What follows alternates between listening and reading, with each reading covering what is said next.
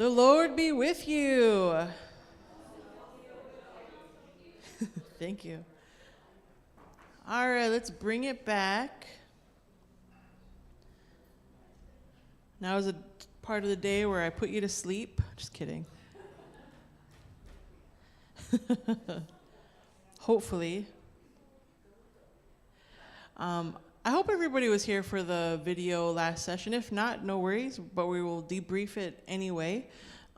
This video is available on YouTube. If I get your email, and you'll have my email at the end, definitely email me. I'll send you the links, both to the video, to the PowerPoint if you want it, and the book lists. Everybody's been asking about a book list, and I didn't recreate a wheel that's already turning very well, but the Social Justice Library has an incredible resource from elementary, middle school, high school, and adult learning books for Native American History Month, Hispanic Learning History Month, all these other topics that are out there. So I usually just send the link to their resources because they're great. When we look at Native Nations Standing Together for Civil Rights, like I said, that was a film that was produced at a time when we're really looking at how are we being church we're called to be, and wanting to, one, acknowledge our unique relationship with Native people within the church, but also be honest that, hey, this relationship is changing, right? And so the former bishop had said we did this in faith, however, we don't really have the same relationship anymore. So looking back on that though, what are some of the lessons from the National Indian Lutheran Board? Having a sense of community, growing meaningful relationships with people in our communities based on shared values and common concerns. I'm just gonna put all these up here. Political leadership in the church.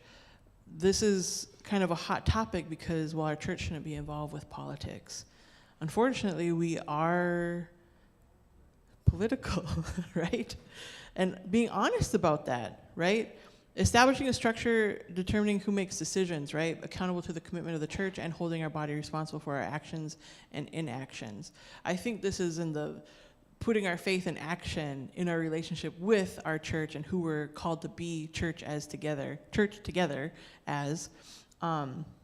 This allows us to continue with that questioning, right? I mean, Luther posted those 95 theses on that church door and said, this is what we're questioning and we're challenging and we're doing all these things, right? That's what we continue to do today. We have to create those spaces of reflection and showing up. How are we showing up, right? In the film, you may have seen them question treaties, right?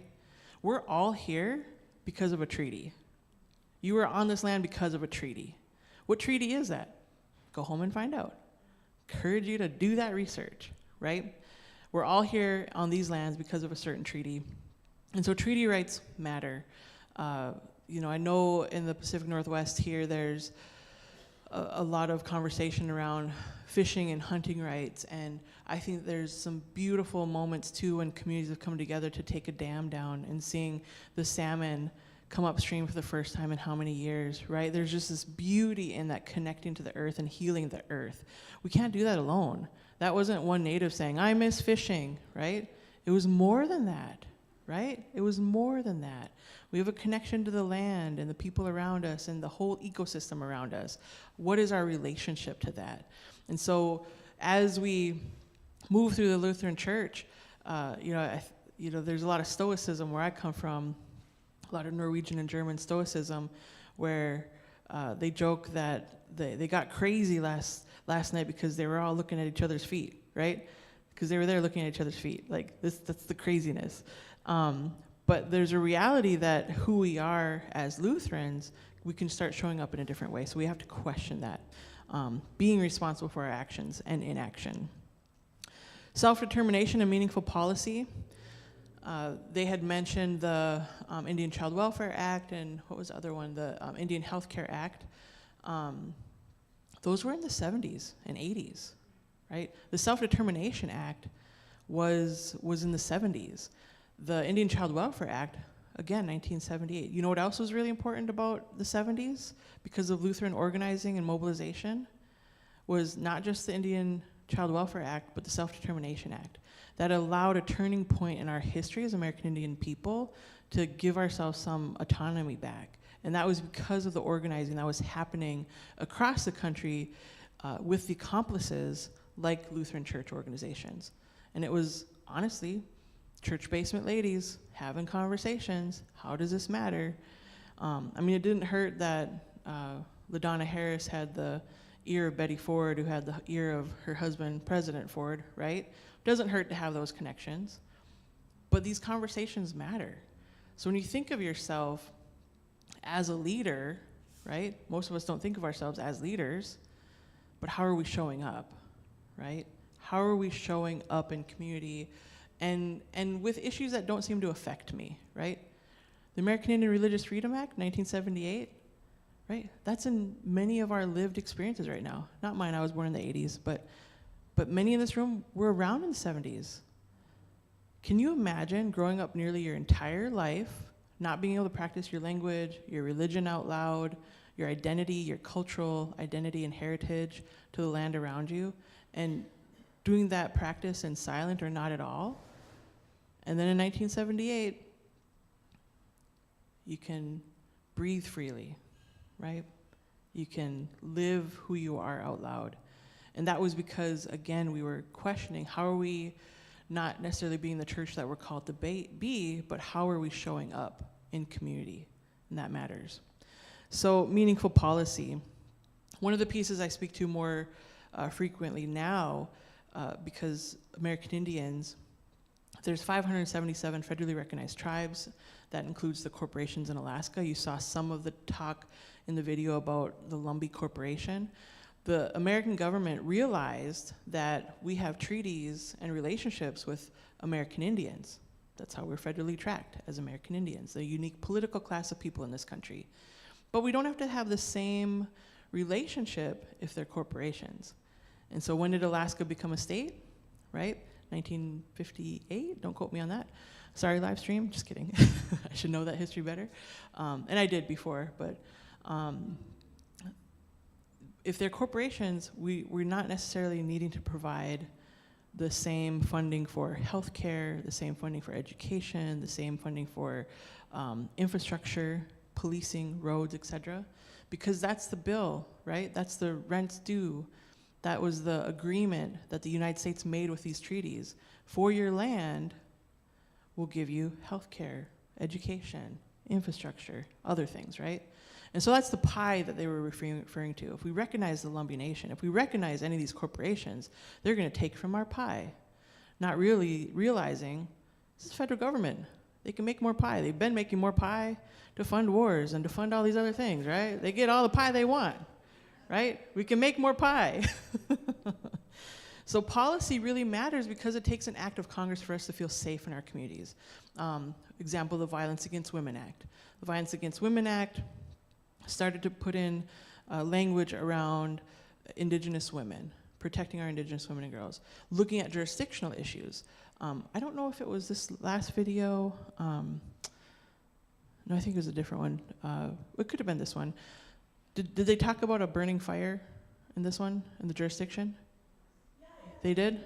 Okay, so what happens is, so there's a fire or a crime, and who's got jurisdiction of that crime? Was it a Native person on Native land? Was it a non-Native person on Native land? Totally changes the jurisdiction. Was it a Native not on Native land? Changes jurisdiction, right? So if 80-some% of violent crime in Indian country happens by non-Native individuals, it's federal jurisdiction, right? And so we need accomplices within state jurisdiction to help us in those cases. Our tribe is really unique because 10 years ago, we did multiple deputization for and agreements with our local sheriff's departments. One sheriff's department in particular, McLean County, was the first in the nation to establish a cross-jurisdiction with our tribe to ensure some other safety. Because we're White Shield, North Dakota, where I am, we're the furthest, most isolated, one of the more isolated communities on our reservation. We're about 1 million square acres, and they flooded us in 1953, so 90% of our people were like relocated upground. away from our fertile bottomlands. We could no longer feed ourselves, no longer had agriculture, all this stuff, right? And so the hubs became Newtown, North Dakota, which was named because they put a sign saying, hey, refugees, we're gonna put you here in the new town, and then nobody ever named the new town, so that's why it's called Newtown, North Dakota. True story. But you know, that was our lands that just like was surplus, so they put all the natives on the north side. And that's where the population hubs became. But those of us, like my ancestors, stayed in Whiteshield, North Dakota, away from folks. So if there's a crime happening in Whiteshield, North Dakota, but a crime just happened in Newtown, North Dakota, it's gonna take them over an hour to get here. But if the crime happened in Mandaree or in Twin Buttes, North Dakota, it's gonna take them over 2 hours to get to us because they have to cross a dam or they have to cross the body of water somewhere at a bridge point or something to get to us. And so our agreement with McLean County was that they now have a permission.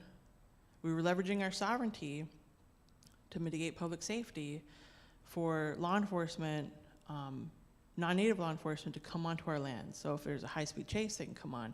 If there's a violent crime, they can come and de-escalate what's happening there. They can respond, right? Do they have arrest authority? Do they have jurisdiction to do other things? Not always, right? Like I could speed through Whiteshield and get pulled over by state police, or excuse me, county police, county sheriffs, and I'll be like, sovereignty, and they can't give me a ticket, right? I'm like, your sheriff gave me permission for a 65 and a 55. It's totally fine. But the reality comes when those violent crimes happen, jurisdiction becomes a huge barrier for us. My film will talk about that later. We'll unpack it later. But all to say is like policy matters. So who you vote for matters. Your congressional delegation from your district here doesn't just represent you. It represents me on my reservation in Western North Dakota when it comes to policy that affects American Indian and Alaska Native tribes. Because they're the ones determining policy that affects our land. Now you can argue tribal sovereignty and there's only so much that we can do, but because we're written into government, our US government as wards of the federal government, there's still jurisdiction that has to be blended through that body that makes decisions about us. So who you vote for matters. You're right, and so the organizing that happened with the National Indian Lutheran Board led to all of these decisions happening at that federal level. Indian Civil Rights Act, Indian Self-Determination and Education Assistance Act, Indian Child Welfare Act, and the American Indian Religious Freedom Act. This, as well as other policies, led to the end of the boarding school era. Boarding schools were still legal in the United States until the early 90s, right? But because of the Indian Child Welfare Act, where natives can now keep native children home, boarding schools no longer had permission to just come get our kids. We're doing research on the Bismarck Indian School right now, and the archives are held in Kansas, and we're going there in January, I think, to digitize those, because it's like I want to democratize these archives, because our families deserve to be able to track where our relatives and ancestors went, and many of them went to the Bismarck Indian School. And the wife, I'm forgetting her name, of the director at the time, Moat was his last name, would literally go around and cruise the reservations and pick up Indian children and take them to the school without notifying the parents, right? She'd go as far as Chicago, through Wisconsin, or through North Dakota, through Minnesota, through Wisconsin, pick up Indian children and bring them to the boarding school in Bismarck, North Dakota, without telling the parents. And she had sent a bill for mileage to the government, Department of Interior, because that's where we were housed, and continue to be housed with Indian Affairs, for reimbursement of like $2,000 for mileage. She got denied because they were like, the wife of the superintendent shouldn't be going around collecting kids, right? No reprimand other than we're gonna deny this because you shouldn't be doing this. But they continue to do it, right? And research further tells us that school, you know, potentially became, because there was military forts right there, a sex trafficking ring of minors for the military for it. And that's in our lived memory. That school didn't close down until the 70s. It's now on the location of the U.S. Army Corps of Engineers. There's a base there, and then on a big part of the grounds is now Bismarck State College. And so we're doing different events to bring awareness about it, but that research is relatively new. One of the boxes that my good friend Dakota Goodhouse was going through was called Incorrigible. INCORR,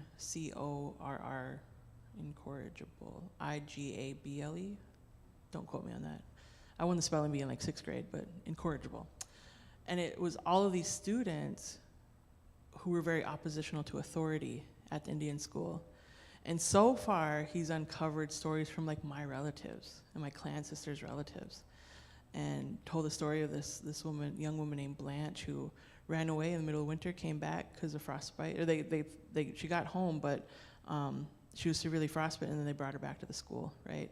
Another story of a young girl who jumped on one of the nuns because she was turning the lights out as the kids were getting ready for bed and still visiting. And so she's like, jumped on the nun and, knocked her out. And it's just like these incredible stories of like resistance and survival. These are kids. People forget, like, these are kids going through this. But anyway, these laid the foundation for further acts to close the schools and to have these conversations for our communities to start healing, right? So these are really important to us. Let's see, my questions were on a different document here.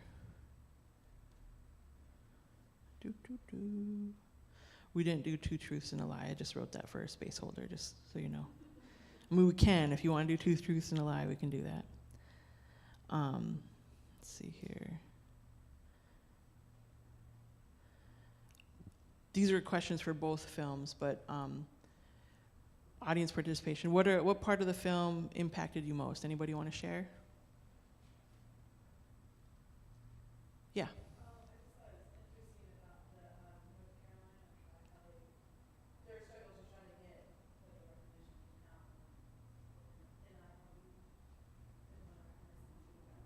It wasn't the National Indian Lutheran Board wanted to help them get recognition, and it was the National Congress of American Indians as well as the chairman's board at the time who didn't, because I think, and that's an important thing to note because we have this mentality of scarcity, right?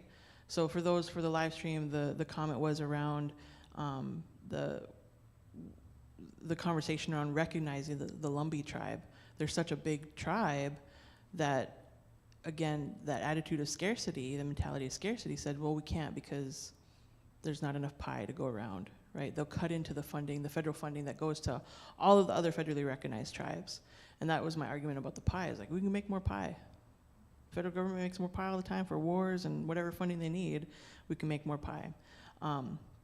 But that attitude of scarcity still exists for some of those political bodies. National Congress of American Indians is one of the oldest political bodies out there, and they vote on things that they're going to advocate for or policy that they want to see happen at the federal government, and they build relationships with our members of Congress so that things can pass, right? So, but that's a great piece and opportunity for clarification. Anybody else want to share? Yeah.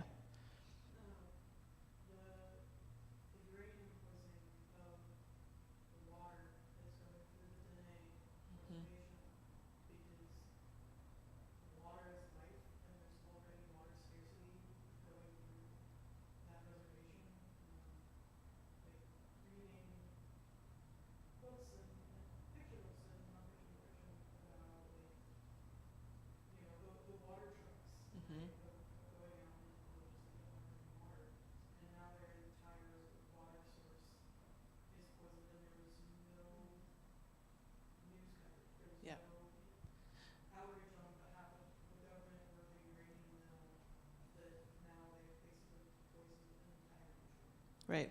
The comment is around the water poisoning for the Dene Nation, the Navajo Nation, and how there was no outcry, public outcry or media around it. The media went to 3 Mile Island, but not to the uranium poisoning of a very important river, a sacred river as well. And it continues to happen, right? I think 2016 was the first time that we had public media and social media around an issue affecting water with the DAPL movement, right? The the Dakota Access Pipeline and the Standing Rock Nation, right? I mean, I hear comedians today like, 2016, yeah, we fought for a pipeline, right? Like, water is life, something like that. So people are like getting glimpses of that type of stuff. So it matters, those headlines matter, because they're paying attention to some of those pieces. But the reality that even today in 2024, the Dene, the Navajo Nation, is still fighting for water rights, right? They use the least amount of water in the country, and they pay the most for it. I think Time magazine is actually doing some of that research right now. We're expressing some of the outcries of the indigenous peoples fighting for their water. Yeah.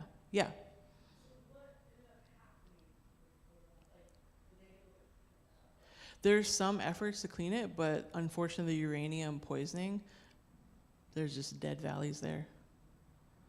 Yeah. Right?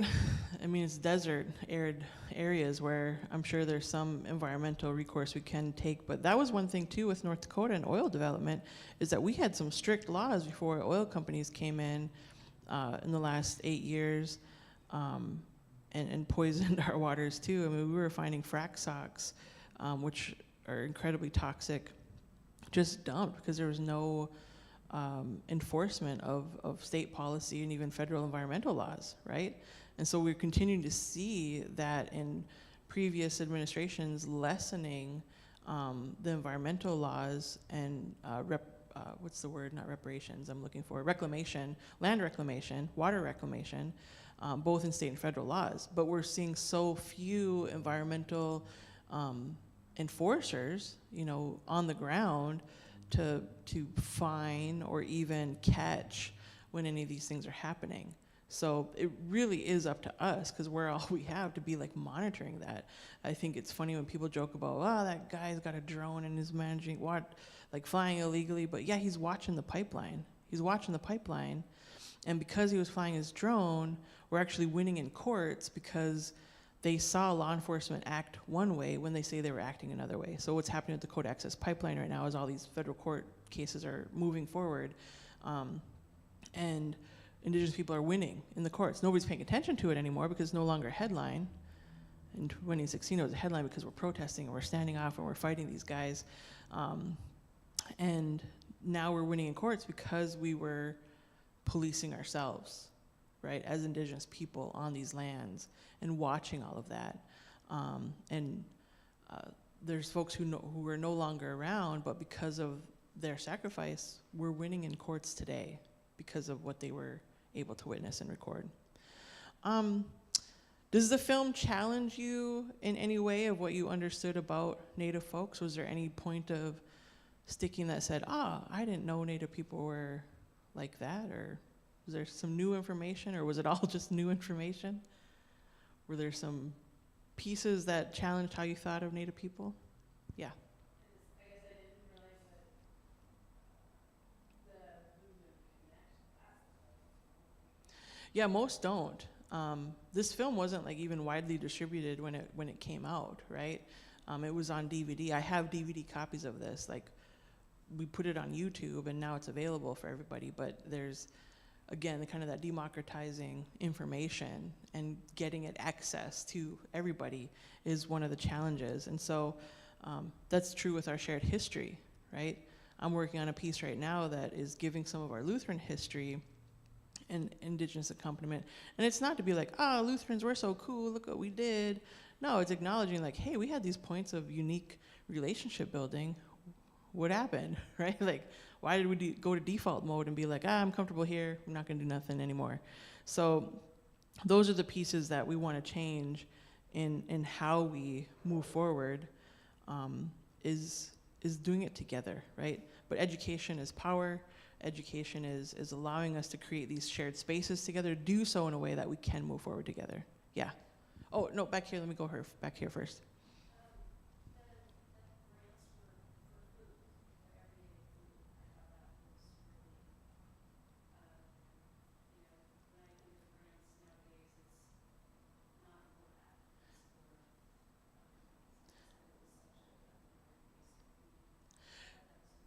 Yeah, the grants covered a variety of needs, and it wasn't just for food. It was also for, organizing. It was for opportunities for education, and things like Keeley Radio and things like Native Connections, and those pieces were immediate needs and direct services. That was one thing that our funding often covers is direct services.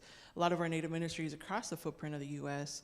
provide some sort of direct service, whether it's food shelf, clothing, some other immediate need, even recovery services in some cases. They're opening those spaces up for that particular need. So.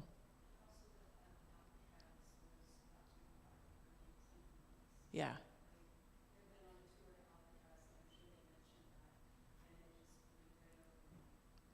Well, and people often want to forget that history. They're like, oh, and by the way, we were occupied for 19 months by Native people, and we want to forget that because we want you to remember the prisoners, the hard prisoners that were here. Yeah, one more. So, I guess one thing I was thinking about is like, what happened to it in that? Did it go away? Yep, so what was mentioned here is when the ELCA was formed, they wanted to just absorb it into what would be considered today one of the multicultural offices. Like we have the African Descent Ministries, African American Ministries, Hispanic Ministries.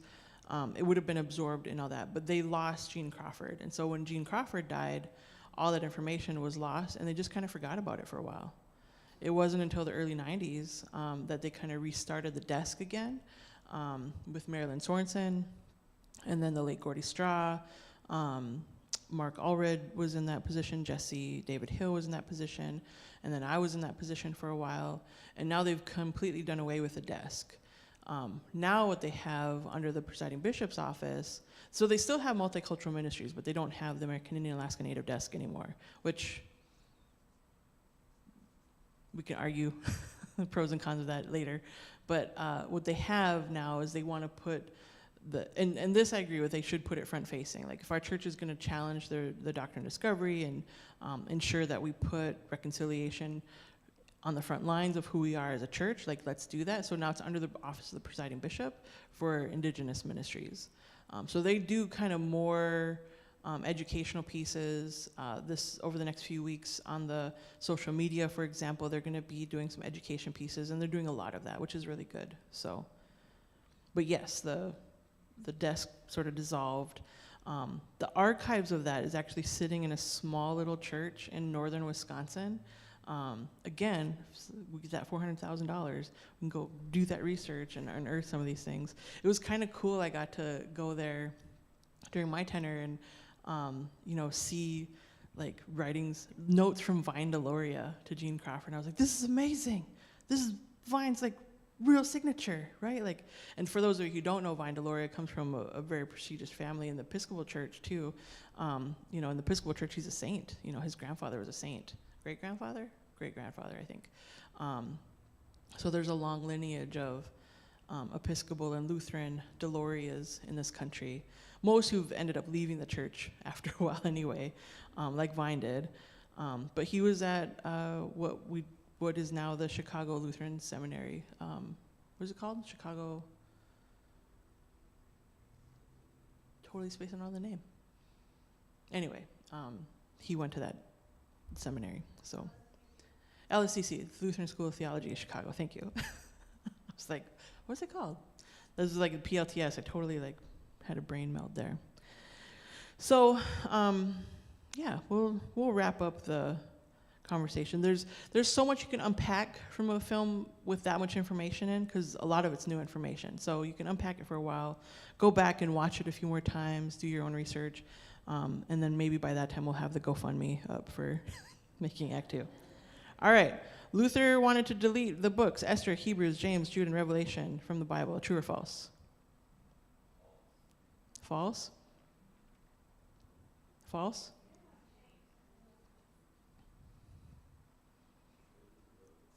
It's true. He wanted to delete all these books. He wanted to start with, for sure, Esther, but he considered Hebrews, James, Jude, and Revelation. That's why he put it on the end of the 1522 New Testament. He's like, we don't need these books. Put them over here. If you agree with me, cut them out all together. Do you know why? Well, Esther for sure, because it was too, what's the word that means like not, it was like too pagan, too secular. It was too secular.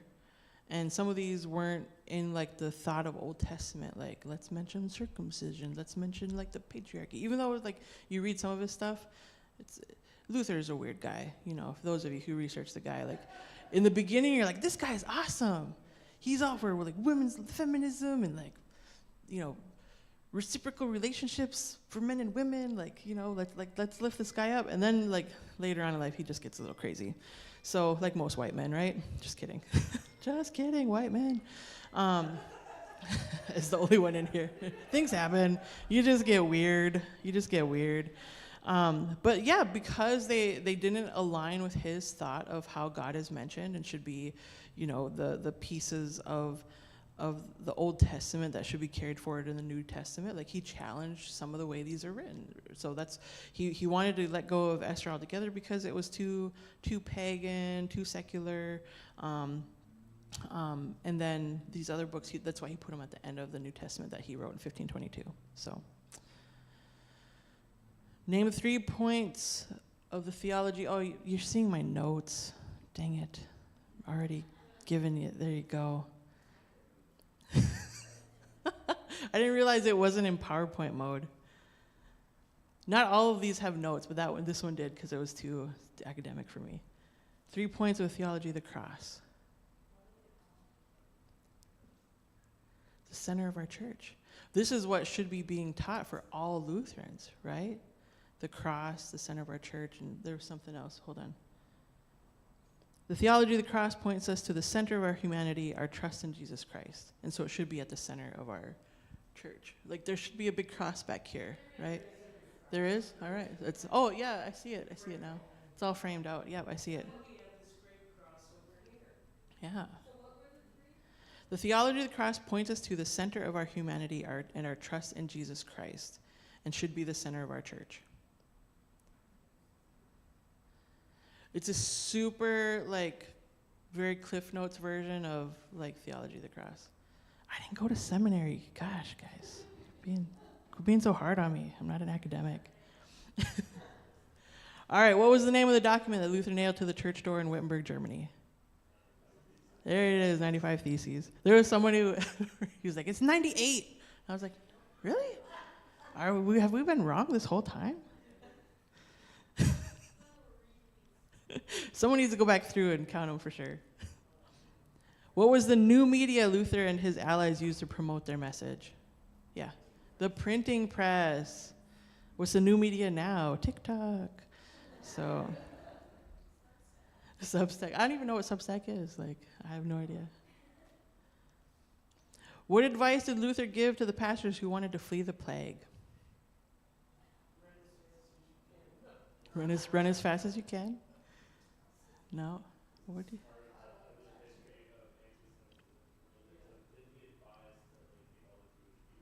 Nope, not this part. The other plague, a different plague.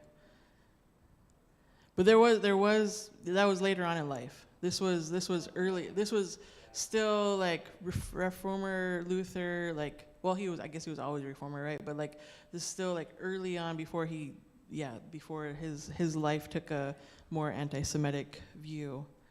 He said it's complicated. It's complicated.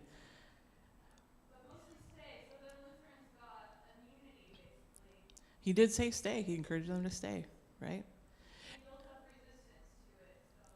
Did they?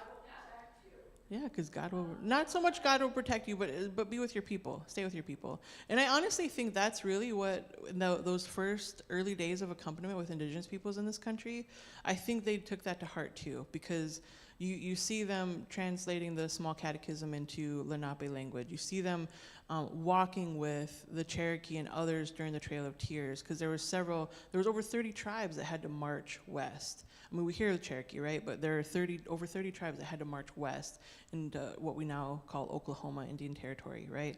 And so you see this accompaniment in stay with your people, be with your people. You build relationship with these people, help them. And some of that was actually using their white bodiness to be like, I can get food, right? I can bury your dead. I can carry your dead, right? There's incredible stories out there of those bone pickers who would basically get the dead ready to be carried lightly by our white allies into Indian territory so we can bury them with their relatives, right? So there's these incredible stories of accompaniment that we have out there that I'll put in a book one day, hopefully soon, but just some incredible stories of accompaniment, and I think some of it comes from that permission, right? We have to give ourselves permission to do the hard things, and we don't do that enough, because one, who wants to do hard things, right? Like, I don't want to do hard stuff. But yeah, Luther, this original piece was to stay, be with your people. Name the 3 solas.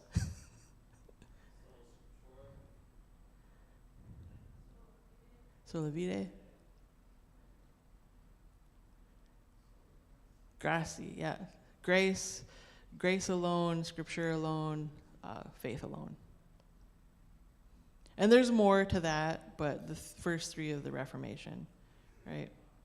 In faith alone and scripture alone. I'm making you better Lutherans here. The year of the Reformation, I gotta cheat. Yeah, it's 1517, October 31st. Is it October 31st? I thought it was like the 15th or something. Because I thought we were coming around the same day. Dang it, Google. It is Halloween, right? Yeah, yeah. Why is Halloween not a big Lutheran holiday?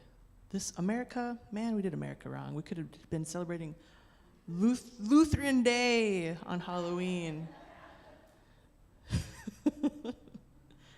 Let's take it back. Oh, I have to have my cheats on this one. Name the original name of Luther's song, "A Mighty Fortress Is Our God." This was fascinating research. Who was that? Nope. Nope.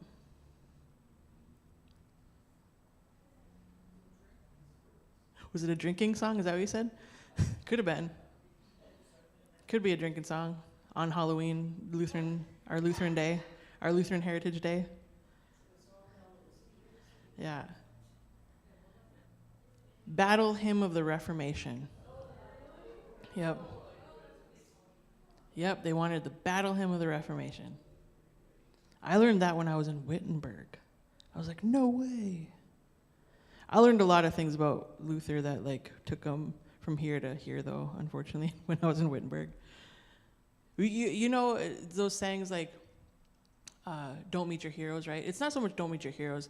And I think this just applies to all of us as human beings. Sometimes, John Trudell said our beingness sometimes gets in the way of our humanness, or our humanness gets in the way of our beingness, right? But that we're flawed, like but not so much flawed as we are complex beings, right? And those complexities come in the deeper we build relationship with folks.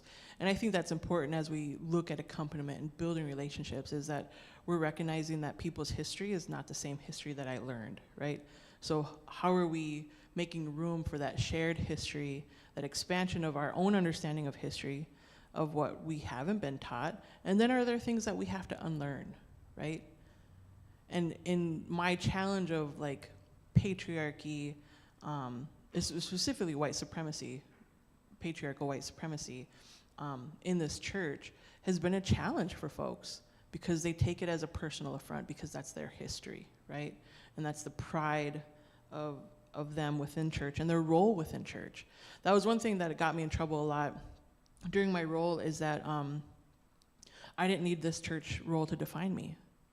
Sure, I was the program director for American Indian Alaska Native Ministries, but it's not all of who I am. I didn't need the church. I was nominated for the position. I took the position. Didn't need the position. Took it because I thought it was work worth doing. And I joked with our Episcopal sister over here, because the Episcopals came after me right after I got the role, offered me a lot more money in a very well-funded institution. And I really had to have a gut check, right? I was like, I'm not in it for the money, you know? we're missing that relationship with who we are as church. And I come from that NILB background. You know, I'm a legacy. I'm an NILB legacy. And how are we moving that forward? Because there's not very many of us around anymore who remember that part of who we are as Lutherans. Very few of us. And actually, when you look at the picture of the ministries, even now, in this picture, there's only 4 of us who were there and active within the National Indian Lutheran Board. And I consider myself somewhat active, just even though I was a child, because I am that legacy. But there's only 2 of us alive now from this picture who are involved with the National Indian Lutheran Board. Yeah, it's very different. Right in the middle, right here. Us, the whole halo and everything. But we lost, I mean, Marlene Halgamo is no longer with us, and several others are no longer with us, but we do take pride in the work that we've had. I can't remember this gentleman's name. He's from the church in the Lutheran Church of the Wilderness in northern Wisconsin, where Gene Crawford's archives are. But he's no longer with us, but he was just a huge fan of mine. Like, not just me, like, in person, but just the work that we were trying to do. And yeah, Greg, what was his name? It'll come to me. But yeah, so many that we lost over the last few years. So, what is Luther's birthday? Anybody? Also not a big holiday in the U.S. I don't know why. Nobody? November 10th, 1483. So we could have Halloween. Who needs Thanksgiving when we have Luther's birthday in November? Like, come on, Lutherans, get with it. We don't need Thanksgiving. We should be celebrating the world, the small catechism being translated into the Lenape language. Oh, I like this one. Luther is falsely attributed with creating what beloved Christmas tradition? Not just the Christmas tree, yep, the candles. Yep, lighting the Christmas tree. All right. So I know this is a little boring, but most Lutherans actually don't know the structure of the ELCA, so I always want to put a little bit of like, here's our bureaucracy. But we have the regions across the ELCA, right? We're here in Region 1. I'm in Region 3. We should be celebrating more regions, but there's 65 synods within all 9 regions of the ELCA. And each of those bodies come together typically just at the churchwide assembly every few years, right? So work, when it gets done, isn't being disseminated in a real flowing kind of way to the front lines, which are you in the pews, when it comes to those big changes. You'll hear the headline, but what's the history of that headline, right?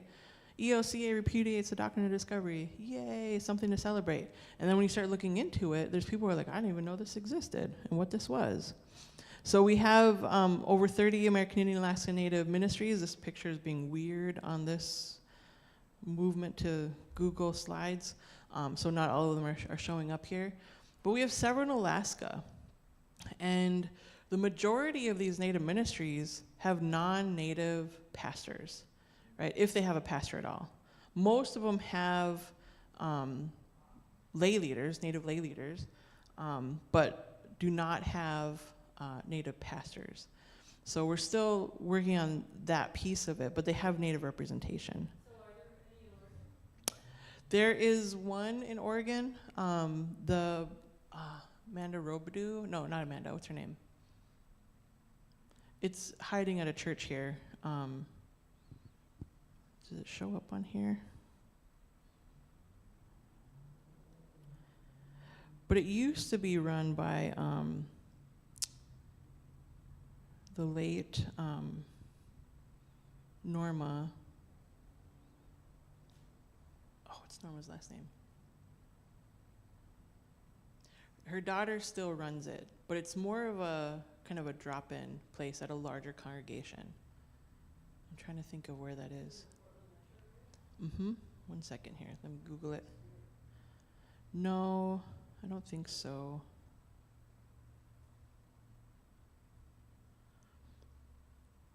Andrea Robidoux is her name. And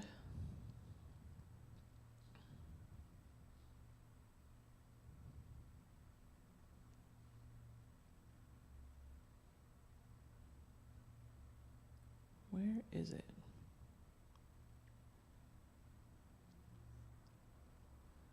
Yeah, her late mother was Norma Trimble, and gosh,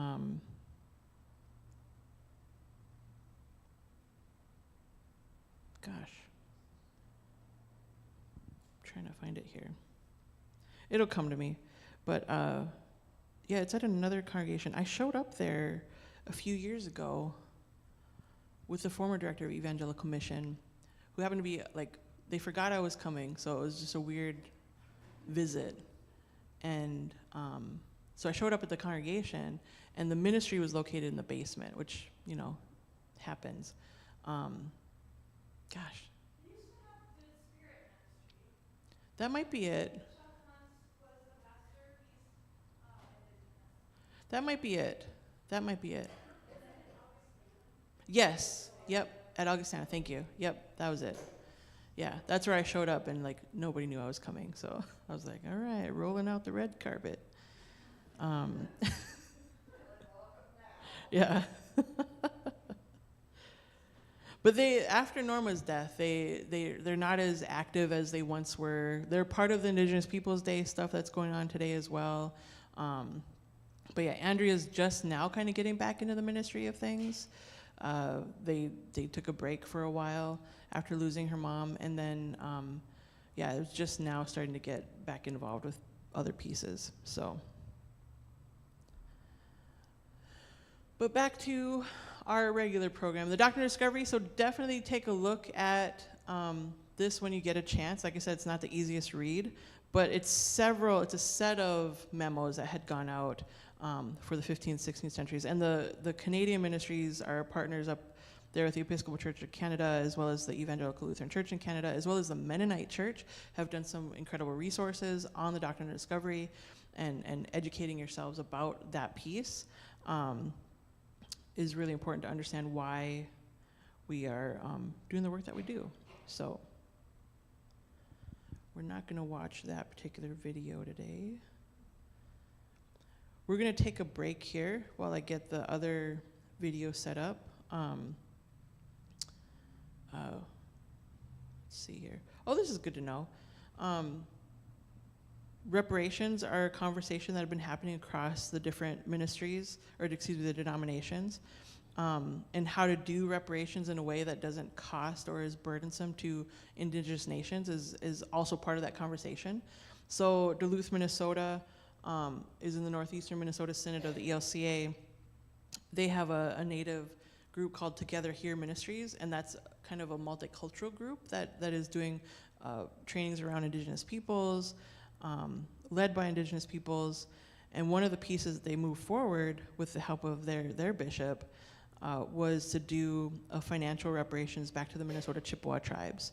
And so it's not just one tribe over the other. It's I think 6 of the 11 tribes in Minnesota are Chippewa tribes, and so they're banded together as one, as the Minnesota Chippewa tribe. So they sold some land in northeastern Minnesota, and we're getting a series of payments on that land. So it was a total of $184,400 plus $1,200 to the Minnesota Chippewa tribes and Ojibwe nations from land that they somehow got that was in the treaty lands for those tribes. And those treaties were written in 1854, 1855, and 1866.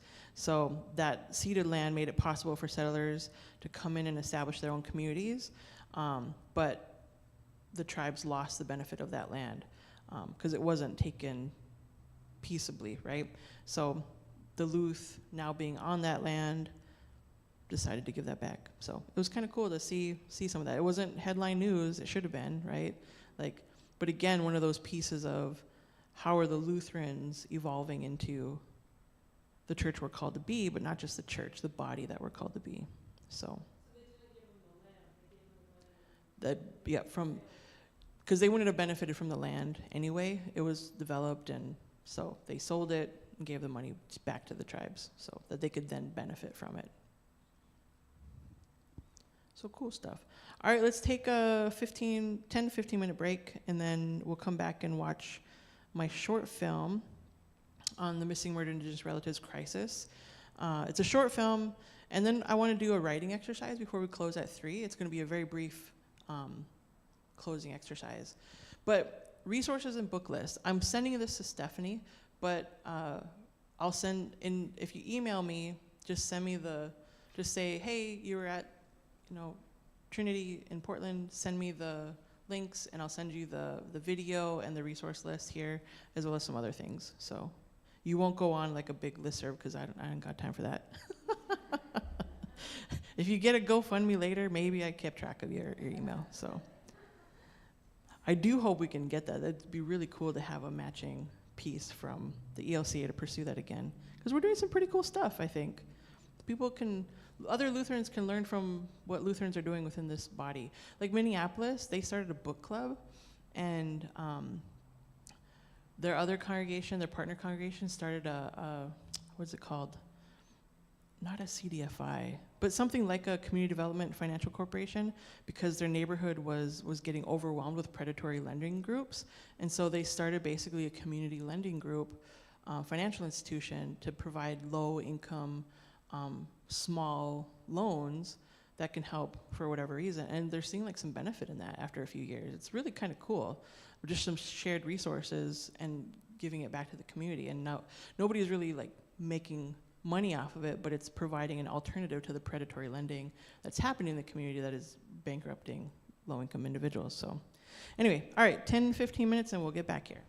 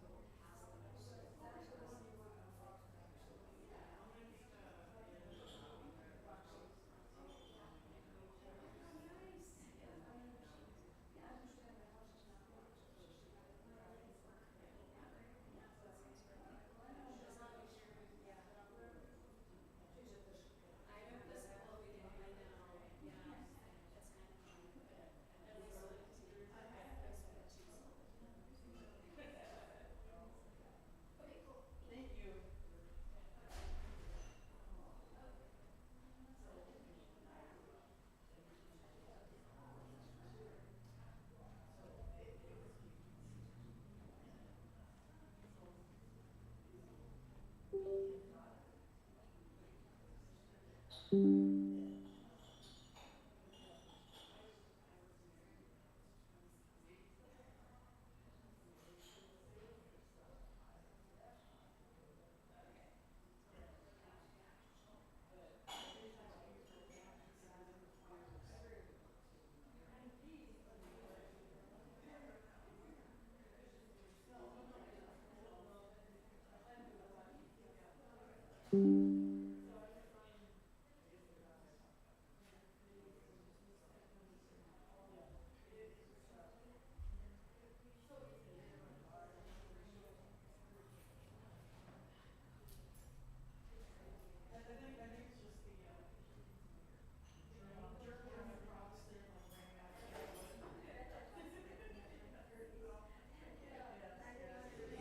right, can I get everyone to look directly into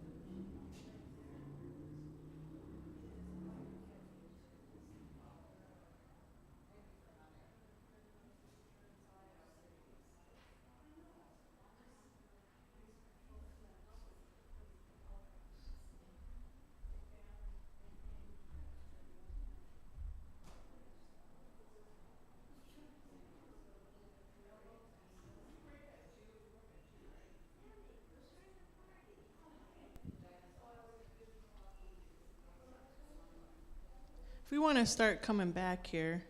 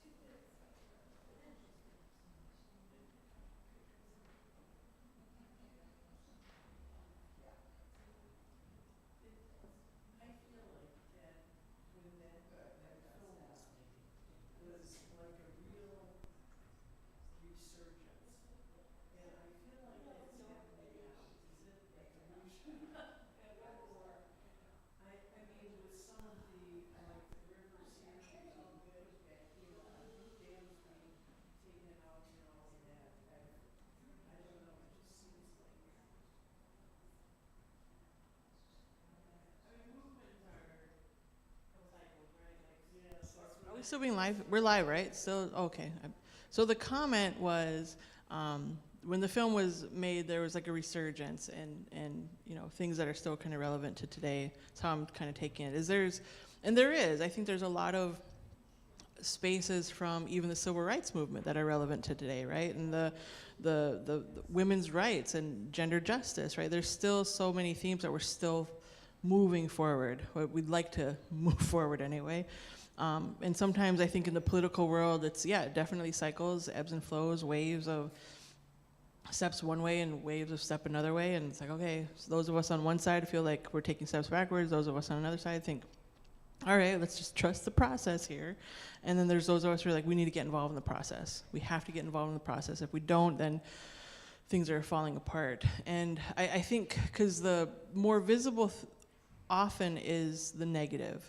And like, even me, I'll get a lot of great feedback, but I'm going to focus on the negative. Was it constructive? Was it not? Was it hurtful? Was it not? Was it, you know, something that I want to move forward or not? And I think we do that with history often, is like we focus on that negative. And even with this particular issue, missing murdered Indigenous relatives, I did this not to necessarily shame and blame dominant culture, but to engage dominant culture in a way that allows you to feel like you can participate in ending the violence in our communities, right? There's a lot of statistics out there that speak to violence in our communities, and we just don't pay attention to it, right? So this project, I'll just introduce it to, it was funded and nurtured by the Red Sand Project, which is an organization on an international level that is about spreading awareness about human trafficking and how nobody falls through the cracks. So there's this activation, you'll see some tributes to it in the film, of putting red sand in cracks. And that represents we shouldn't let people fall through the cracks. And so the red sand represents like all the people falling through the cracks, but let's like put an end to that, right? So the idea was that we'd spend time doing awareness around missing murdered Indigenous relatives, but do more videos around human trafficking. But we realized in the process of making this, because we were all pretty idealistic moving into it, this was my first film project. And to have it supported at this level is pretty unheard of for a first-time filmmaker. You don't often run into executive producers financing a film and you say, we need to stop because we need to establish some sort of a model of care for each other because this is a heavy issue. And how are we taking care of each other as filmmakers? How are we taking care of each other as crew? And how are we taking care of those we're interviewing? Because documentary filmmaking can be very much in your face. You got a camera, you're like this close to the individual you're interviewing, very much like reality TV, and we didn't want to cause harm. So we're going to talk about a heavy issue, but how do we mitigate harm in the process of filmmaking? So we created like trauma-informed filmmaking practices. We worked with some Indigenous therapists and trauma-informed experts, and they helped us do all this. And I don't think any typical financier would be like, what, you need therapy? Right? Like, okay, we'll fund that.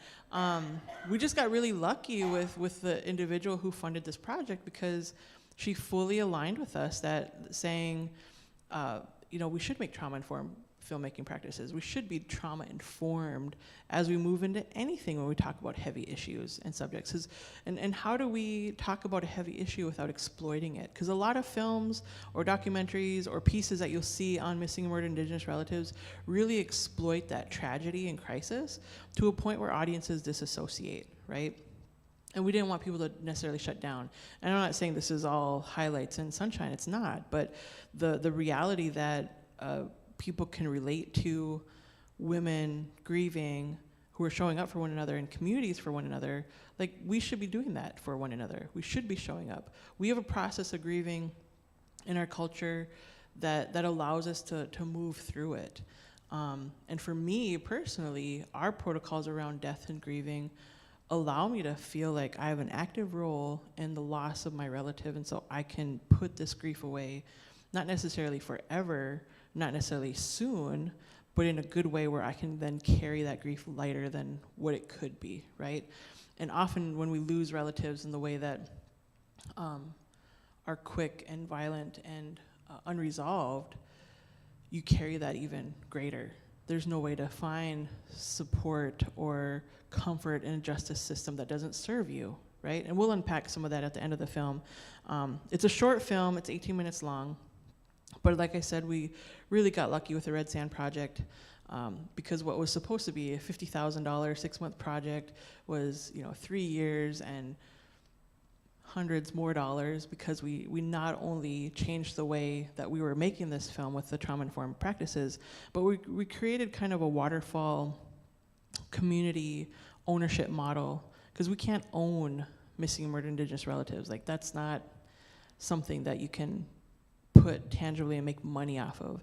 And so all of the funds that we receive for this film, and we're actually launching it, I think this next week, on a site called Water Bear, which is a subscription program online, just as it sounds, waterbear.com, and can still have that advocacy element. But all of that goes to the mutual aid network that these women have created for the immediate needs of relatives in crisis actively. And we'll unpack some of that after the film. But I'm really fortunate to be a part of this movement. The movement is close to home. I lost my aunt on a gravel road and her murder was never investigated. I lost an uncle at the Minot Air Force Base whose murder was never investigated. Actually, they listed it as a suicide because they didn't want to investigate it, right? And I lost a nephew in similar means in Montana who was killed, and again, his murder was coded as a suicide because they didn't have the capacity to investigate it as a homicide. And then I lost my late brother in the custody of law enforcement. It's something that we still wrestle with as a family, but where do we go from there?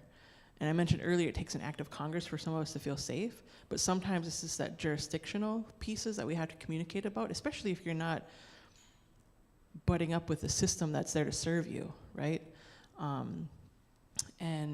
The realities that we have across Indian country and even in urban areas, we're putting our lives on the line. So, but I fell in love with these women telling their story and being a part of them. They've helped me move my grief into a place where I can now talk about my relatives beyond the way that I lost them, right? I can be mad at my brother for leaving me 10 horses that have to be fed in the middle of winter at 40 below and be like, why? Like dragging hay in a sled over there because they ran over in that field instead of being here. And so it's continuing that brotherly, sisterly relationship. And even though I lost him in a tragic way, and I won't probably ever seek justice for it, I can still carry that relationship forward in a different way. So these women, they're amazing. Like I said, all of the proceeds go to their mutual aid network. But the tool of this film is that we want to use it to not only spread awareness, but to engage people in this conversation of what we're facing. So.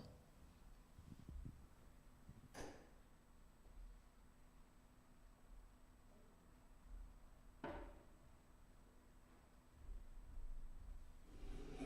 right, can I get everyone to look directly into his lens? I'll count to 3. 1, 2, 3.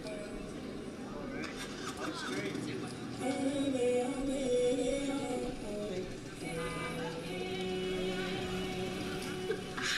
this is Lorna. Today we are flying my flag, which is the OL Nation flag, and then we have our sister flag. I'm sorry, baby. Then we have the Navajo flag that we have out for our sisters, and then we also have the MMIW flag that Lorinda will have on her bike as well. So I'm really thankful that my sisters have been able to come out here and ride in this parade with us. Thank you, and talk to you in a bit. Thanks.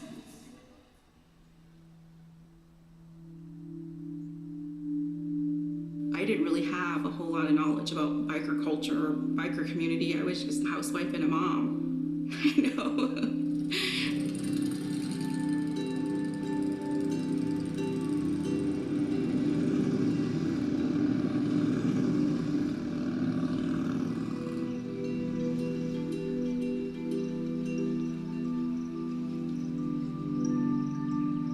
I remember standing in the middle of a field, calling the Rapid City Police Department, asking them to please call me back. I want to report my sister Susan missing. But I didn't get a call back.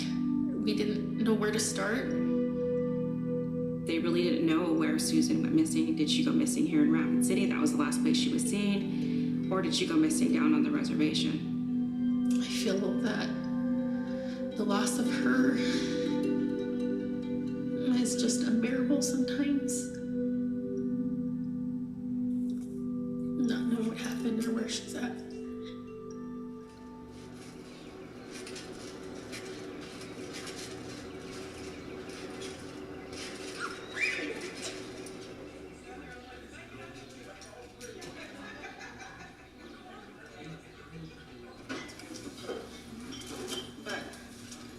You don't want to save this, do you? Yes, I want to It's eat been it sitting later. out all I'm night. going to eat it later. You guys look, I'm gonna go help. The Medicine Wheel ride started back in 2019. I had never really met these women besides talking to them on the phone. This is like the first ride. So this is Shelly, me, Levy, Lynette, and Lisa.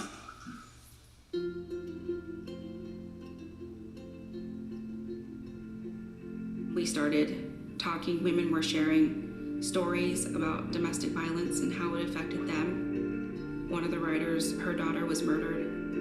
It was just like, one after another, sharing stories and saying, what can we do? How can we make an impact on this epidemic, of MMIW?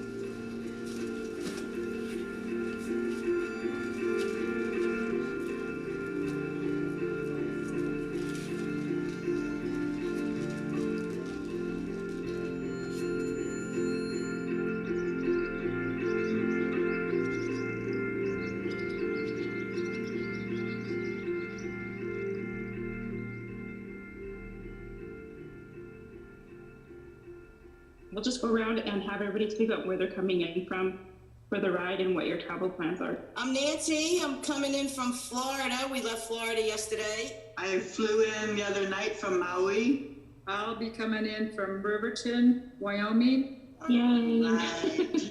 Here I am. Hi, I'll be riding in from the west with the best. Good to see you, ladies.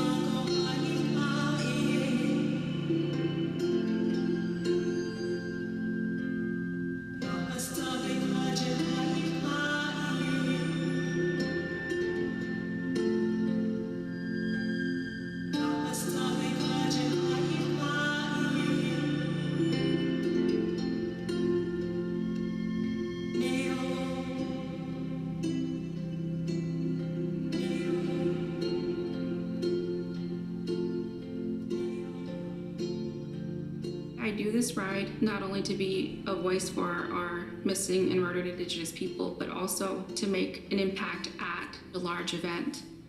We're trying to get the message out to as many people as we can.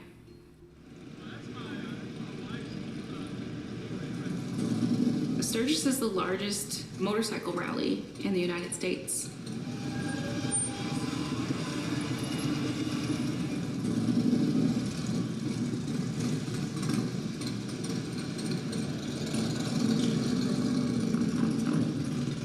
I grew up here knowing about Sturgis, but as an Indigenous person, we just didn't really participate in it.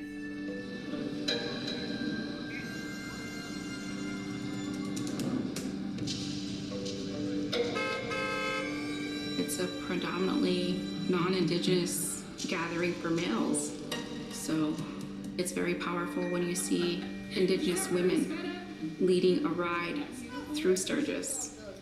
I feel like it's a reclaiming of our land and saying, hey, we're here. We deserve to take up space here. So to have this year's logo on it instead. And also to make people aware of the issues that we have here. We know that MMIW is an issue. And what better way than to take it to Sturgis, because people from all over the United States that come here, I know that they have never heard of MMIW. I know that sex trafficking is a big deal because of how much people that it brings into South Dakota.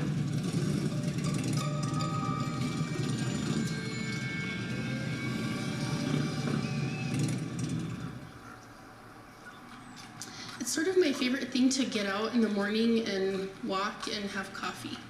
I feel like that's peaceful. Only her wants to hold my hand, nobody else.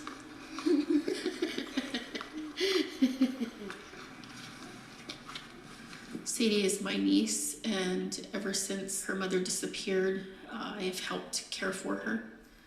When we talk about Mom and the things Mom used to do, it's hard because I feel that when I cry, she cries.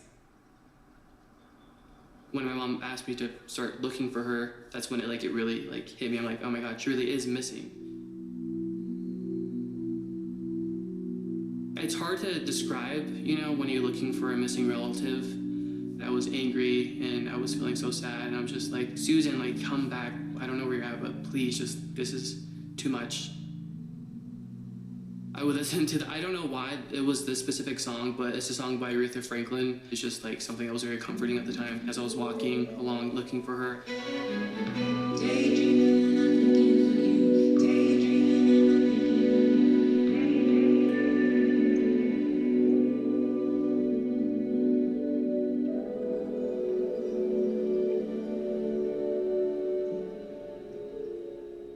When I first met Heather, she was passing out flyers for a young woman who had been missing for maybe about 2 weeks, and her name was Susan Chief Eagle. And I asked her, what can I do to help? So we set up a meeting with her to sit down with the chief of police. And then I also talked with the chief of police down on the Pine Ridge Indian Reservation, and they were able to talk to each other.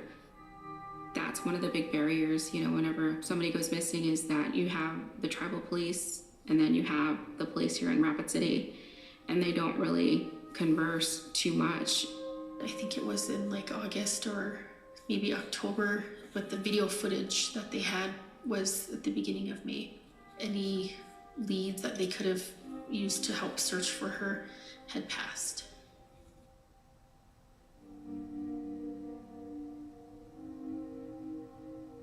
On March 18th, they decided to close her case. They withdrew because they exhausted everything that they possibly could in terms of witnesses, and they had also suggested that at some point I declare her legally deceased.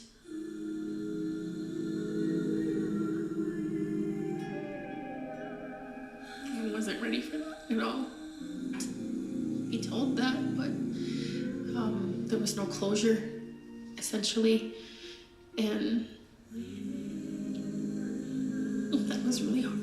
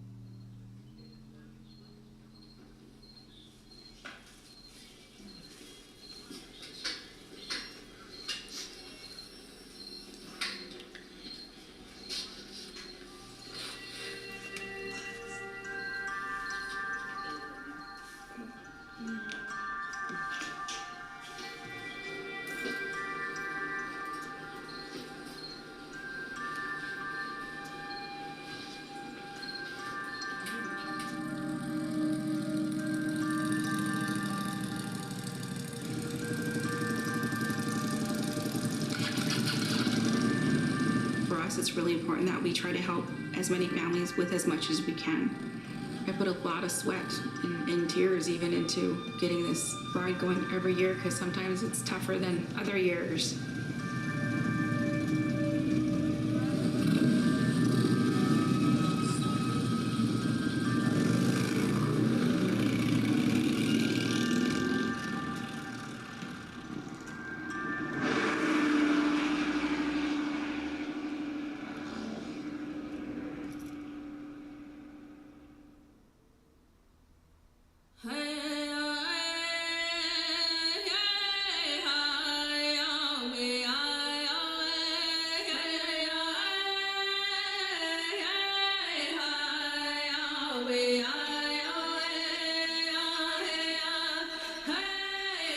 I feel that a lot of our population are very at risk, and being female, you're very vulnerable to becoming part of a statistic of Native American women to have something happen to you.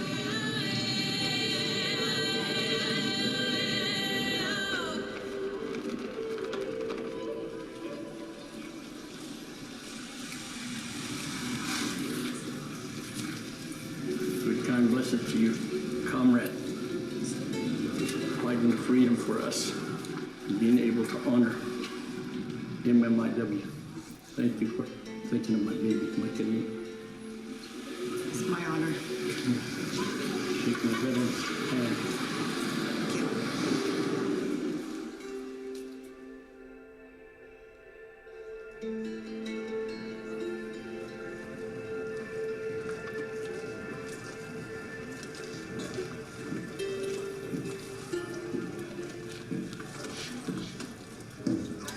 Thank you very much for doing this.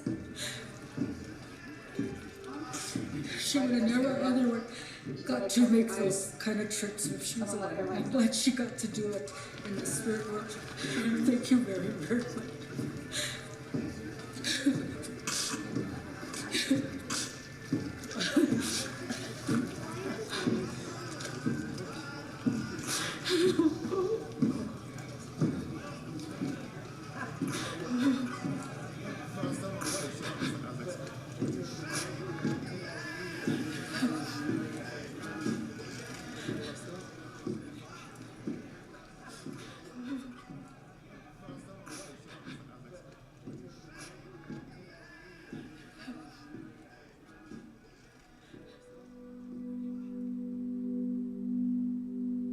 That ache inside of your chest never goes away. Some days you think a little bit less of how painful it is, but the love you have for them never dissipates. I feel like Susan was somebody who loved us. When she loved you, you knew you were loved by her. And I hope that her story somehow reaches someone else in her shoes.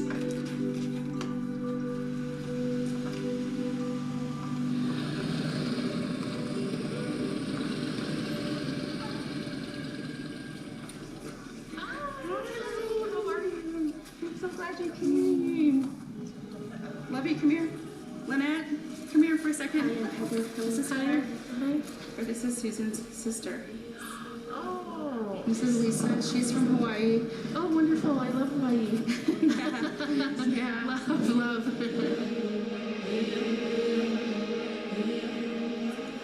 I lost my sister in 2019, and all of you mean a lot to me. One person in particular sent me a patch from Hawaii. And she wrote it on a little note saying, when you ride, think of your little sister and wear this patch in honor of your sister. And I kept thinking, what am I gonna do? How am I gonna pay her back? How am I gonna, show her the love and the support that she's given me? So I'm gonna gift my skirt that I wore today to my sister, Lisa. This is for your prayers. I love you. And she's adopted, she's Navajo now. Here you go. We believe in a cause, and that's what our patch on the back of our jacket represents. We represent sisterhood. And we support each other. It's not just the medicinal ride, it's just in daily life.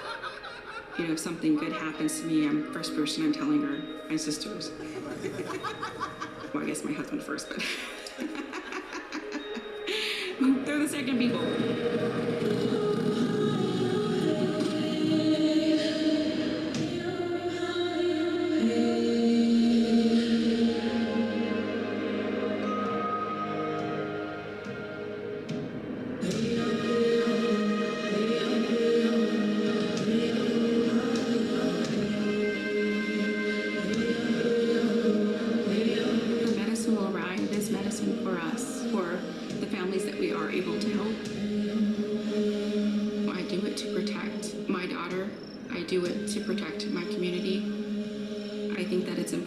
Continue to be active ourselves for violence against women, for the trafficking of Indigenous people, because it's all connected.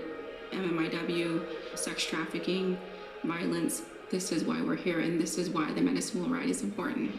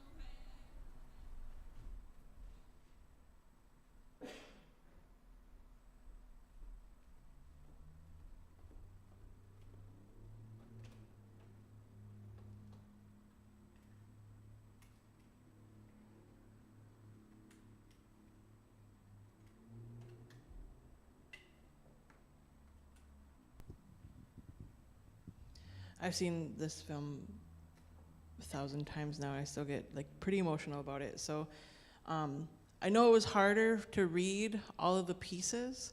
The montage, just to put that in perspective for more folks, is each of those women lost.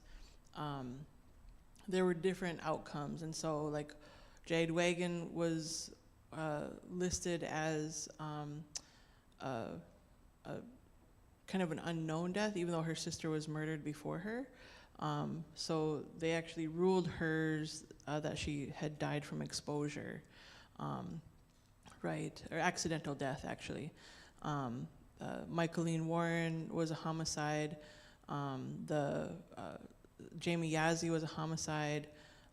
Some of them it was listed just as missing. You know, there was no evidence.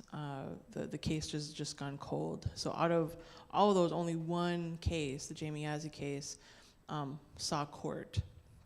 And that was a harder one because we talked earlier about the barriers and jurisdictional issues.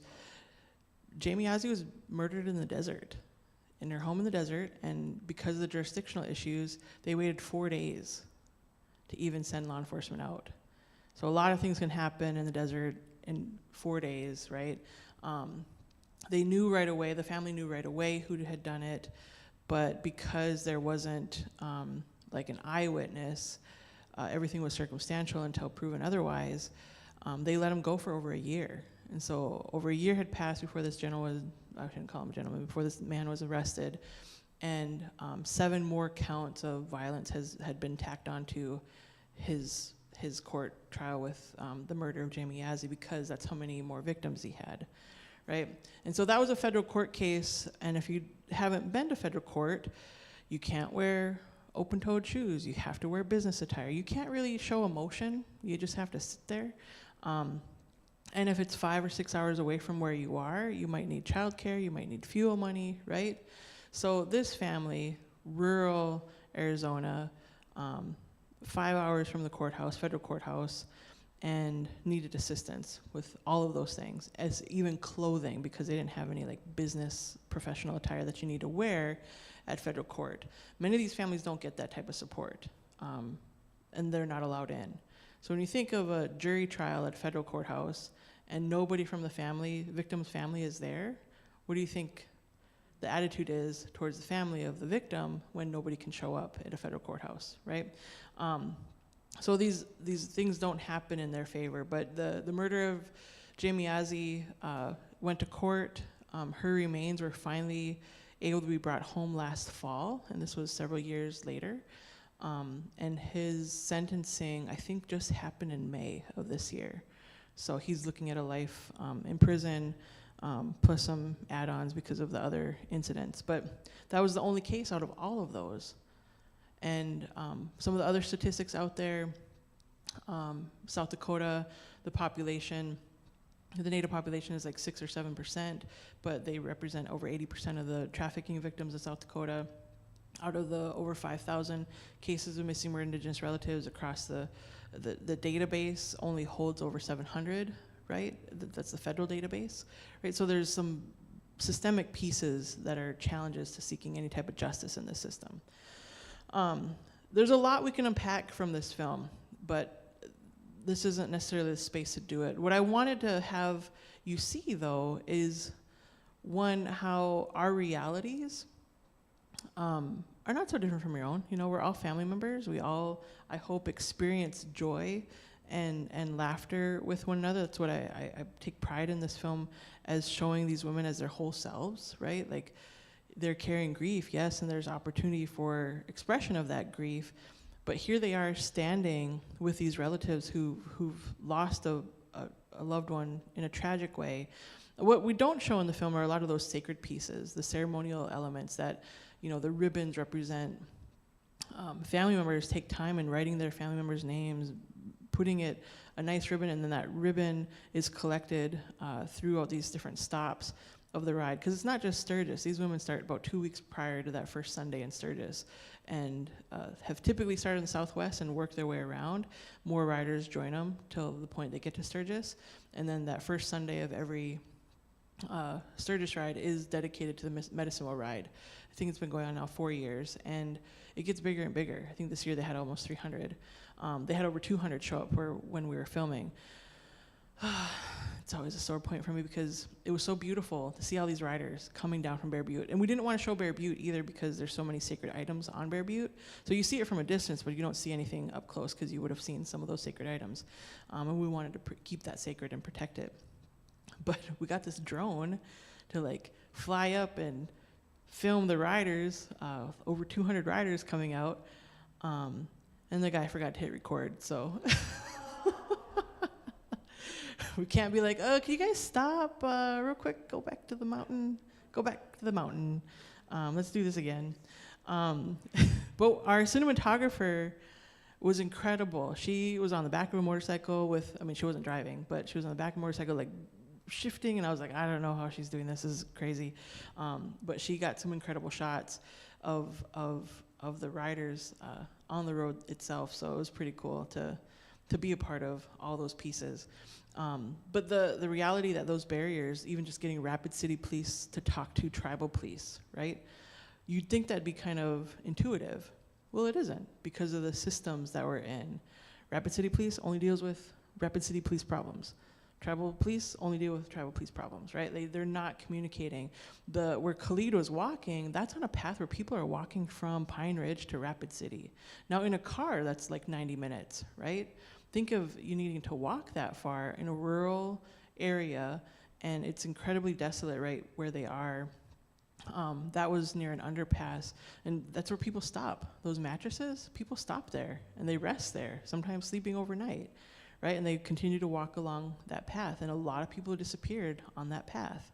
So it's really crazy to me that this is the reality of some folks, and we have Native ministries in that region too. But Sadie, the daughter, after losing her mom, and then we lost Khalid, Tashunka Ota is his name, a week before our community stakeholders tour. It was incredibly tragic, and we prided ourselves on a full consent on the film. If the communities didn't like how they were portrayed or how their loved ones were portrayed, we wouldn't have moved forward. If the women didn't like how they were portrayed, we wouldn't have moved forward. And so to have lost Khalid like the week before we were gonna go and get everybody's consent, we needed to make sure that we had the family's consent as well. And Heather was great. Going through tragedy, she just tried to be strong through the whole thing, and all of us were with her during this. And she said he wanted this story to be told, so go forward, right? So we had the family's consent to go into all of these different communities, but we still didn't know how to kind of honor that relationship with them. And so we put Khalid up at the end, and we had their consent to do that. But the reality that this is such an emotional issue for families, that people get stuck in that space, just draws attention to the need for more to get involved with this crisis. Because it's not just the dynamic of violence, it's the lack of resources helping our communities to get out of violent situations. We're so close to it when we live on the reservation, or even in urban areas close to our reservation, that we still don't have access to those resources, whether it's mental health resources, domestic violence resources, services that are outside of the scope of funding for those direct service providers. That's why the women get involved with that mutual aid network. Sometimes a family member needs to rent a vehicle to go pick up a relative and rescue them from a violent situation, right? Direct services doesn't cover that. And in rural areas, you don't always have a rental situation, right? Like, so there's just all of these barriers and variances of degrees of access to resources. And so that's why we want to address these issues, but also just bring attention to there's some good work out there to help with these mutual aid pieces. So you might see posts out there saying, hey, mutual aid request, do this.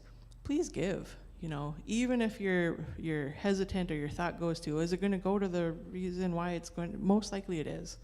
I'm somebody now who's raised a lot of money for res animals in need. Not so much for violence or MMIW stuff anymore. There's still sometimes those mutual aid requests that come in, but often where I am, I'm seeing a family who can't take care of their dog who got into a porcupine. And so 3 to 4 days later, when infection starts, they need financial help. And that's gonna be a $600-700, if not more, cost. I don't have that type of pocket money just lying around, but my mutual aid network does, right? And I'll be very honest, I'll be like, hey friends, here's the situation, here's the video of this dog that needs help right now. And so that's kind of what my mom says I need to start a shelter or a shelter fund, which, is probably true. But the reality is the barriers around justice for our missing and murdered Indigenous relatives is a necessity. So when I think of this phrase, God's work, our hands, we think of leadership often as a service that is provided to us. Our leaders provide a service to us. But I want us to take it further, because someone had asked about the land acknowledgement. It's just words, right? Take it further. We are witnesses in this time. And being a witness that isn't necessarily associated with that demographic usually allows us to disassociate from that demographic. I'm not asking us to do that. I'm saying we're community. Let's build community together and build those relationships. So if we're a witness, how are we building community with one another? And that means getting uncomfortable sometimes. If we're seeing events that are happening and you're curious, go to the event. More often than not, people welcome you to come to an event. and participate and engage. And if you're unsure, ask questions, right? Own that ignorance in a way of acknowledging, like, I'm here to learn and build community. Like, how do I do that? Just sometimes you just gotta show up, right? And work towards reconciliation, what that means from the community's perspective, right? I was a part of a lot of funding models at the church that said, okay, here's your funding, this is what you need to do within the next year, these are the milestones you need to set, this is the report you need to file, and this is what you need to accomplish. Not one of those things directly benefited the community in the way that the community needed to use those funding services for. So we changed that. I don't know if it's still the same now, but I was really proud of getting away from some of those, maybe they were too bureaucratic pieces. But I'm also not a type A person. I don't know if you caught on to that. I surround myself with type A people because type A folks pay attention to details that just, it doesn't occur to me to think about. Like, oh, you gotta rent a car for, okay, all right, let's do this, right? Or, those just little details that people who pay attention to details know about.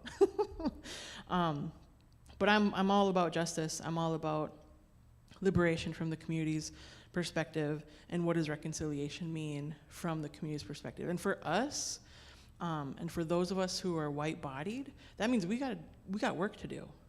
We have to figure that out on our own.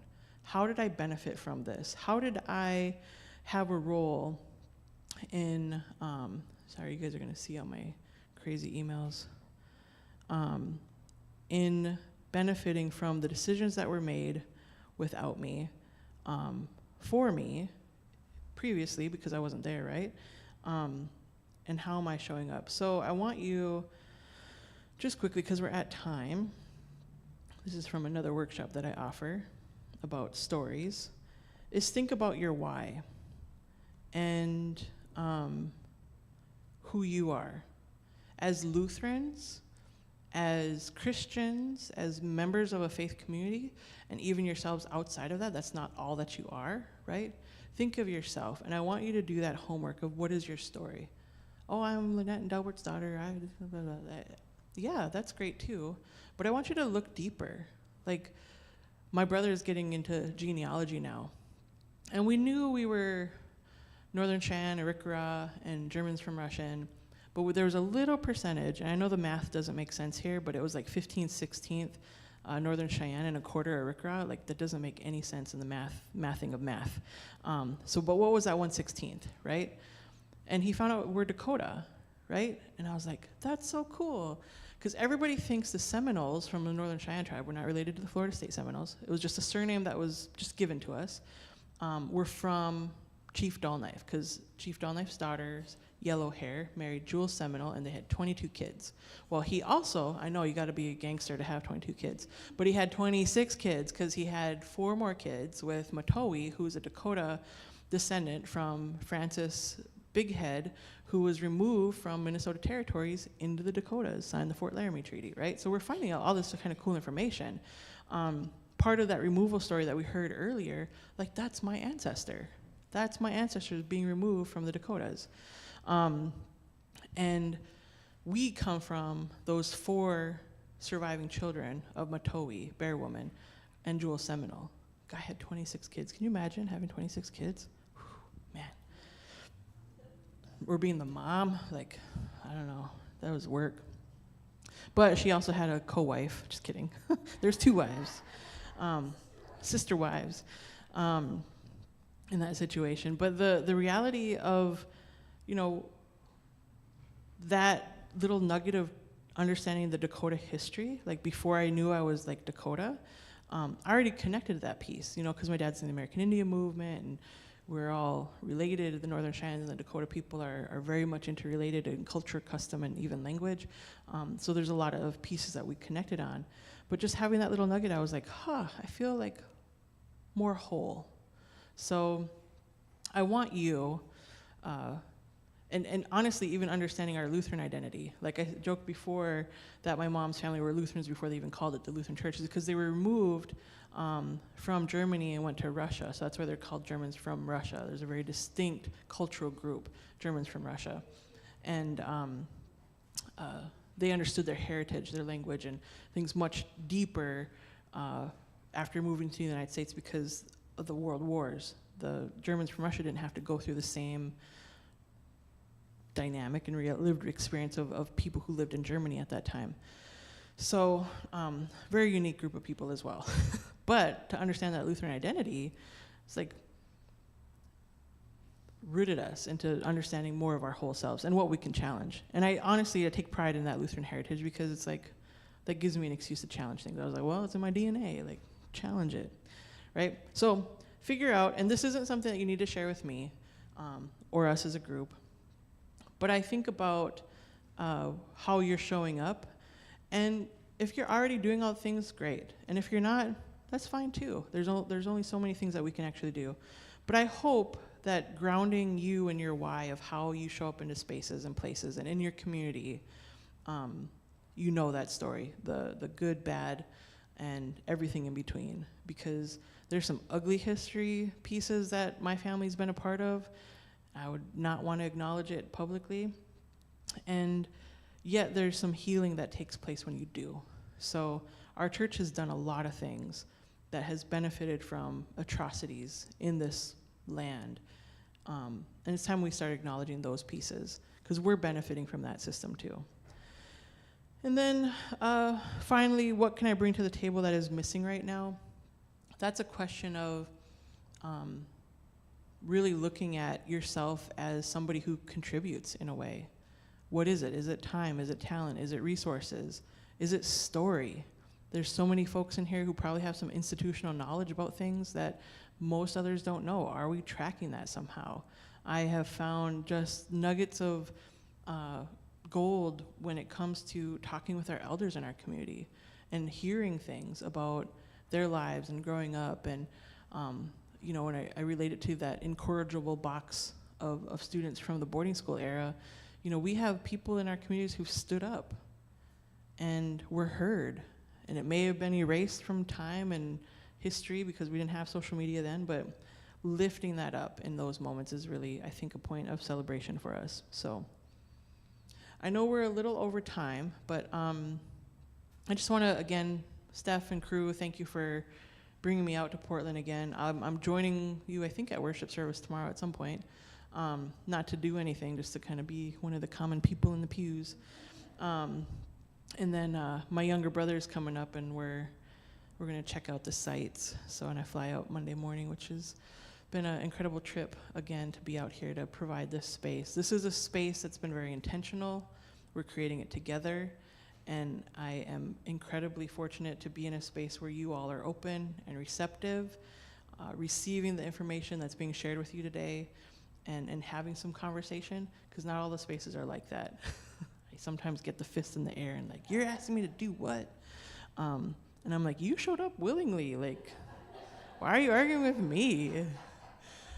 You showed up. So, but it's not a challenge to who we are as benefiters of systems that have oppressed, but how we can move into that future. And we might not be here to see that future all the time, but if we can kind of move together, I think is the best way possible. So thank you so much for your time.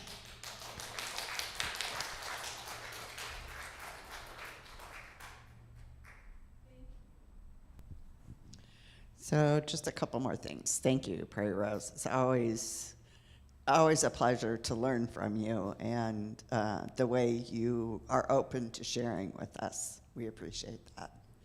And in our appreciation, we have a little, you know, you never come without getting a gift. No, but I know where you could get one.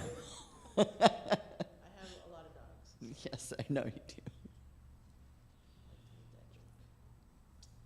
Oh, cool.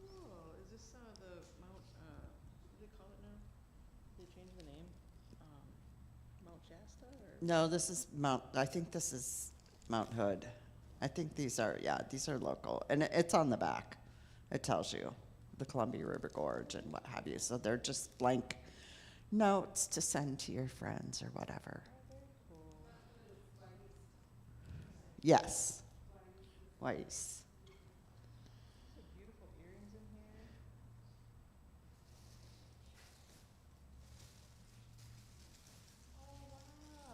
and so Miss Ruth was busy. We were like, what can we give her? We can't give her a shawl this year. But I said, well, you know, she's out in the winter all the time with her horses. And so, You got a matching beanie for the scarf that Ruth made? yeah. So we so appreciate you sharing with us and know that you're always in our heart. So cool. Isn't that? Yeah. You'll have to take a look at it. Ruth did a great job. I mean, I think she got this from, she is a member of a bunch of Native American museums or something, and so they send her stuff all the time, and she's like, oh, maybe I could put this on there. Yeah, no, that is, like, that's fashion, like, that's next level. Yeah, so. I'm gonna start a trend. She is in the know. And then for all of you who came, the piece of paper that I gave you, if you turn it over on somebody's piece of paper, my beautiful granddaughter drew a little kitty face. Yes. And so we have this scarf. Yeah. Yes, you did get the special paper. So thank you all for coming. And it's a cowl. Yeah. So when you're walking Granger this winter and it's cold, you'll be able to stay snuggled. So, yeah. So. And what breed are they? They're mixes. We have a couple husky and Pyrenees mixes. So if you got land that a wandering dog could wander, because Pyrenees are like, they like a 70-mile radius, I'm sure. But most of them are like boxer, Staffordshire mixes, very energetic. So yeah, they're good dogs though. Yeah, 2 of them that are like Basset Hound crosses. So they're like these long, short leg things. They're cute. They're cute. They're so slinky. They're very mischievous. They're like still under a year old, but they're just very mischievous dogs. And their recall and their sniffers are super good. And they understand things, but they're country dogs, so they're very mischievous. They don't care. No personal space. Nothing. Yeah, no boundaries. Okay, so that's it for us. Feel free to sit or going on. And Don, thank you for being our sound and live stream guy. We appreciate you. He's taken 2 Saturdays in a row to help me, and I'm feeling very blessed.